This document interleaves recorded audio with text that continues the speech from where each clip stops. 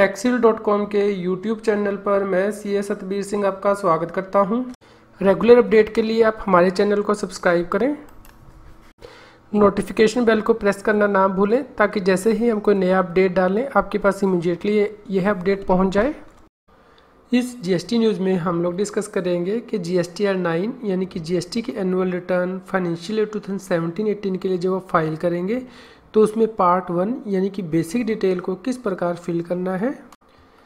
यह है जीएसटीआर 9 का पार्ट 1 यानी कि बेसिक डिटेल्स। यहाँ पे सबसे पहले आपको फाइनेंशियल ईयर को फिल करना है, लेकिन फाइनेंशियल ईयर को जीएसटी एक्ट में डिफाइन नहीं किया गया है। लेकिन यदि आप जनरल क्लोज एक्ट देखते हैं तो उसमें फाइनेंशियल ईयर का मतलब बताया गया है, जो कि 1 अप्रैल से शुरू होता है और 31 मार्च को ख़त्म होता है।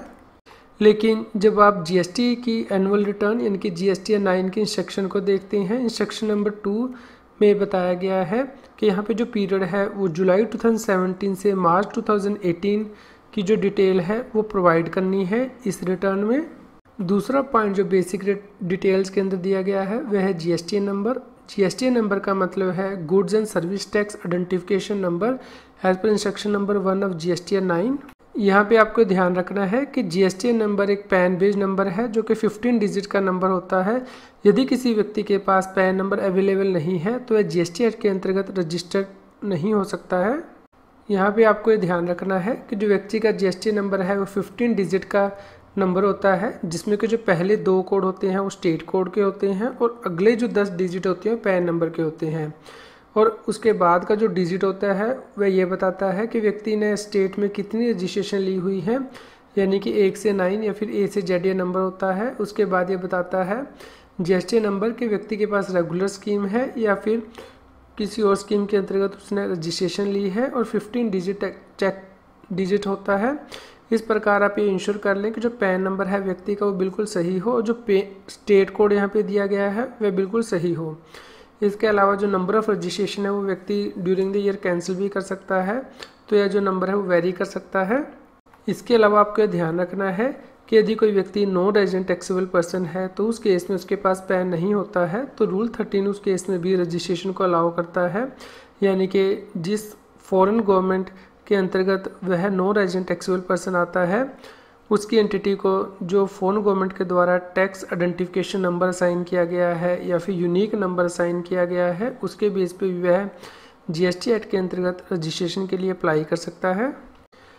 जैसा कि आप यहाँ पे देख सकते हैं कि online information and data access and retrieval services के केस में यहाँ पे 15 डिजिट का नंबर दिया गया है, जहाँ पे कि जो पहले 2 डिजिट हैं वो स्पेशल कोड के हैं। उसके बाद ईयर ऑफ रजिस्ट्रेशन दिया गया है, उसके बाद कंट्री कोड दिया गया है, उसके बाद 5 डिजिट सीरियल नंबर दिए गए हैं पर ईयर। उसके बाद कोड दिया गया है OIDER के लिए यानी कि OS। उसके बाद चेक डिजिट दिया गया है जो कि 1 से 9 तक हो सकता है या फिर A से Z तक हो सकता है। जीएसटी के एनुअल रिटर्न में जीएसटी का मतलब बताया गया है goods and service tax identification number. इस प्रकार व्यक्ति जो कि एनुअल रिटर्न को फाइल कर रहा है उसका जीएसटी नंबर आपको यहाँ पे फिल करना है। यदि किसी टैक्सेबल पर्सन का एक ही पैन है और उसके पास कई जीएसटी नंबर लिए हुए हैं तो उस केस में उसे हर जीएसटी नंबर के लिए सेपरेट एनुअल रिटर्न को फाइल करना होगा जीएसटीआर 9 के लिए। इस प्रकार मान लीजिए किसी व्यक्ति का पंजाब में भी रजिस्ट्रेशन लिया हुआ है और उसकी एक ब्रांच हरियाणा में है, वहाँ भी उसने रजिस्ट्रेशन लिया हुआ है, तो उस केस में उसे पंजाब ब्रांच के लिए अलग से जीएसटीआर 9 फाइल करना है और हरियाणा ब्रांच के लिए अलग से जीएसटीआर 9 यानी कि जीएसटी के एनुअल रिटर्न को फाइल करना है। इसके बाद जब हम पॉइंट नंबर 3A को देखते हैं पार्ट A के अंतर्गत, तो वहाँ पे लीगल नेम दिया गया है। यहाँ पे आपको ध्यान रखना है कि यहाँ पे लीगल नेम आपको एंटर करना है, ना कि नाम। नाम का मतलब कोई भी वर्ड हो सकता है व्यक्ति का, लेकिन लीगल नेम जो है जिसके द्वारा के व्यक्ति को किसी एक्ट या फिर स्टैच्यू के अंतर्गत जाना जाता है वे नेम आपको यहाँ पे एंटर करना है। हम इसे एक एग्जाम्पल के थ्रू समझ लेते हैं। मान लीजिए किसी व्यक्ति का नाम तो रामू है लेकिन उसका लीगल नेम पैन कार्ड में रमेश लिखा हुआ है, तो उस केस में आपको यहाँ पे रमेश एंटर करना है। इसके अलावा यदि कोई कंपनी है तो उस केस में आप कंपनी का सर्टिफिकेट ऑफ इनकॉर्पोरेशन देख सकते हैं या फिर पैन कार्ड में उसका क्या नेम है वो आप यहाँ पे चेक करके डाल सकते हैं। यदि कोई प्रोप्राइटर है तो उस केस में उसका जो नेम है एज पर पैन कार्ड वो आप यहाँ पे एंटर कर सकते हैं।